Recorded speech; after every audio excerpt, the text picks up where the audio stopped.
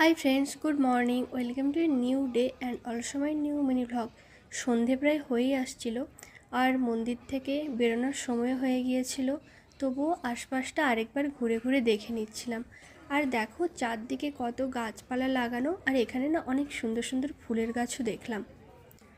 আর এই যে শঙ্কুর মতো যেই স্তম্ভগুলো দেখতে পাচ্ছ, ওগুলোতে ইলেকট্রিক্যাল লাইট ফিট করা আছে।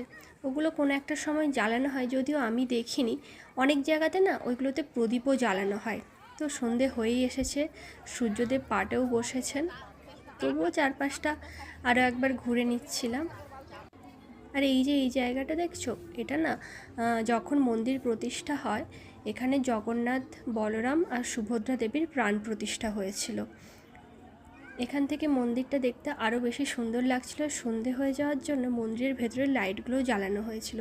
আর ওই যে দেখো ওই রথগুলো দেখা যাচ্ছে, আগের ভিডিওতেই বলেছি ওইগুলো কিন্তু জগন্নাথ দেব, বলরাম আর সুভদ্রা দেবীর রথ।